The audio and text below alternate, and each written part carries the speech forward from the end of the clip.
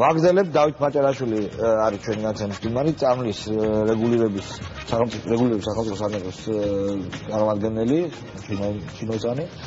პირველი შეკითხვა, რასაც უცებ უნდა გავცეთ პასუხი, რაც აწუხებს ყველას. ცალობით ეს აბები იყიდება თუ არა. თქვენ აკრძალეთ რამე სიახლე აკრძალვის კუთხით ჯანდაცვის სამინისტროს ეკუთვნის თუ არა? მოგესალმებით ელემაყურებლებს.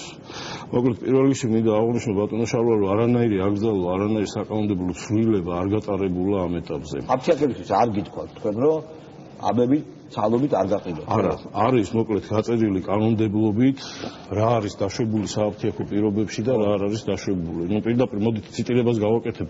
კანონმდებლობიდან რა მოხდით გატარდა ღონისძიებები რამოდენიმე მსხვილი კომპანიის მიმართ. წამლისა და ფარმაცევტული საქმიანობის შესახებ საქართველოს კანონის მე-12 მოხლის მე-6 პუნქტი.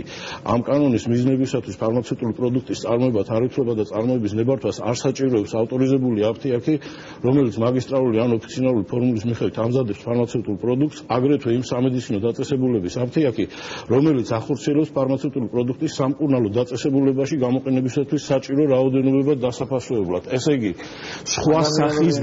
სხვა სახის დაფასოება ნებისმიერი აბსოლუტურად ითვლება ფარმაცევტული წარმოების ფუნქციად, ფარმაცევტული წარმოება ითვლება, ფარმაცევტული წარმოება არის ნებართვადი საქმიანობა და დაფასოება ფარმაცევტული პროდუქტის, როდესაც მიმდინარეობს სააფთიაქო პირობებში, არის უნებართო განფასოება ხდება მარტივად არის ადამიანი მირეკავს და მეუნება რომ მე მინდა რაღაც ნევის ჭამალი და არა მაქვს რომ ფირფიტა ვიყიდო მინდა რომ ვიყიდო 5 აბი და მივედი და პრობლემაა და არ მომყიდეთ. მოკლედ რა იგზალება და რა არ იგზალება. პირდაპირ როდესაც არის დაფასოებული დიდი მოცულობის შეფუთვებით 500 ტაბლეტიანი 1000 ტაბლეტიანი დაფასობით ფლაკონში და მისი გადაყრა ხდება უხეშად ვამბობ ამას ძალიან პოლიეთილენის პაკეტში ან სხვა პირველად შესაფუთო მასალაში აი ეს აკრძალულია.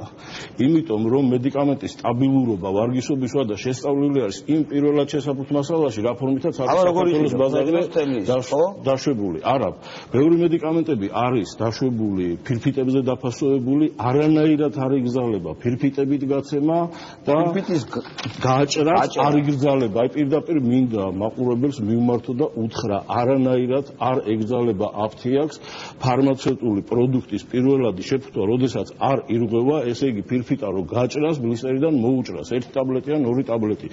გუშინ არ ირღვევა არანაირად, გუშინ გახორციელდა რამოდენიმე ზარი ჩემთან და მოქალაქეები მოგმართავენ რომ არ გაუყოს, მაგრამ დიკლოფეროლის ტაბლეტებზე იყოს საუბარი. არ ვიცი ეს რა ქმედება არის იმ მსხვილი კომპანიებიდან გამომდინარე, ეს არის პირდაპირ იგნორირება, საბოტაჟი შეგვიძლია ესე შევავსოთ. იგნორირება აბსოლუტურად ჯანდაცვის სამინისტროს. ქსელის მესეურები, GPS, ავერსი, ესა. ეს მოდით კონკრეტიკისაგან რამდენია სამია, ხო? მეტი არ არის ხა.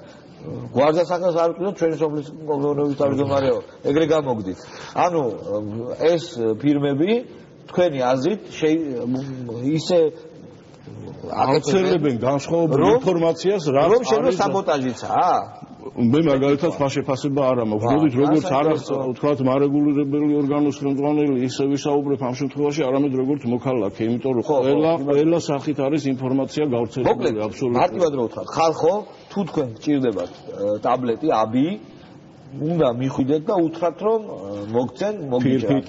და თუ არ გიჭრიან, დარეკონ სადმაში. დარეკონ ხელხაზე ჯანდაცვის სამინისტროში 15-05-ზე ტელეფონის ნომერი და პირდაპირ აგრეთვე 15-05. ესე იგი, თუ მიხვედით აფთიაქში და აფთიაქში გამყიდველმა გოგონამ ან ვინმე ბიჭუნამ გითხრათ რომ ჩვენო აკრძალული გვაქვს აბის მოჭრაო, დარეკეთ 15-05-ზე ხელხაზე, შეატყობინეთ, ეს არის კანონდარღვევა და იქ დაჯარიმდება თუ რაღაცა მოუვა იმ აფთიაქს.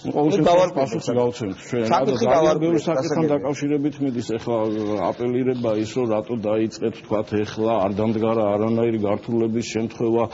ერთი რაღაც მინდა მოგახსენოთ ბატონო შალვა, რომ რეგულაცია არ არის მხოლოდ და მხოლოდ კონტროლის ღონისძიებების განხორციელება, ანუ პრევენცია არის თქვათ რატო უნდა დავლოდებოდით თქვათ თქვათ რაიმე ფაქტის დადგომას მაინც და მაინც რომ გაუარესება ქონოდა ჯანმრთელობის ან სიცოცხლის რომელიმე მოქალაქის სიცოცხლეს შექმნოდა თქვათ საფრთხე ნებისმიერი ადმინისტრაციული ღონისძიება რო ტარდება თქვათ ამა თუ იმ სამართალდარღვევასთან დაკავშირებით თავისთავად ის პრევენციული ხასიათისაა რა რატო გვდებენ ამაში ბრალს რომ მოდი არანაირი შემთხვევა არ ყოფილა ხანერთ ვილაპარაკოთ თქვენ მაინც ხართ აკონტროლებლები ვიღაცებს არ უყვართ აქედან გამომდინარე თქვენი ხვედრია ეგ და არ ნიშნავს რომ უკანონო ხვედრება არის უნდა გქონდეთ უფრო კარგი პიარი უფრო მეტი თელეკვირის განმავლობაში საზოგადოებას მე თვითონ უკვე უხერხო მდგომარეობაში ვარ ერთი და იგივე თემაზე მიწერს საუბარი რამოდენიმეჯერ რომ ესე იგი ვერ გაიგო აფთიაქების ქსელმა საზოგადოება თვითონ ამბობს რომ ძალიან კარგად გაერკვია ამ სიტუაციაში აფთიაქების ქსელის მეშვეურები მოიწვიეს საერთოდ კონფლიქტი ხო არ აქვს მაგათთან რაღაცნაირი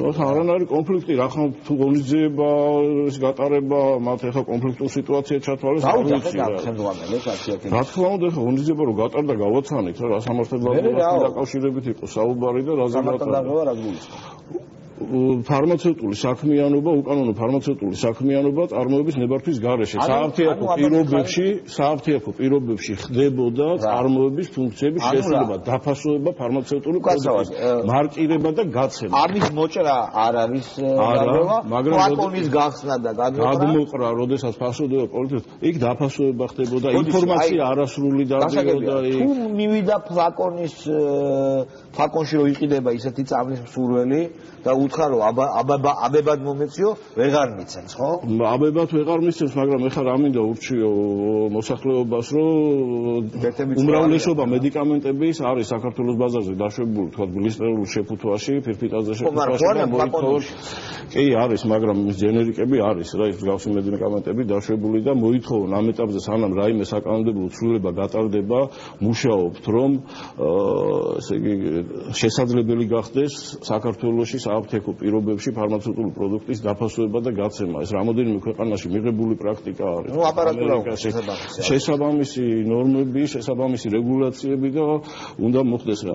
ძალიან დიდი რისკის წინაშე ხდება მოხმარებელი, როდესაც სააფთიაქო პირობებში ხდება მსგავსი დაფასების ფაქტები, ნუ იქ გაუვარგისებასთან დაკავშირებით. დღეს ქალბატონმა ხუთმა, რომელსაც უნდა აბებად და არ შეუძლია 500 აბის კითხვა, რა ქნა. 500 აბი არ მსგავსი მედიკამენტები, თქვათ, მსგავსი მედიკამენტები არის მცირე შეფუთვა. არანაირი უარესი ხარისხი ხა ამასთან დაკავშირებით თუ იმსჯელებთ, იქ სარეკლამო რგოლებში ვიდეო და განცხადებები, რომ ამერიკულ და კანადურ მედიკამენტებზე არის საუბარი, თუმცა ამაზე რეკლამის შემდეგ ვილაპარაკეთ.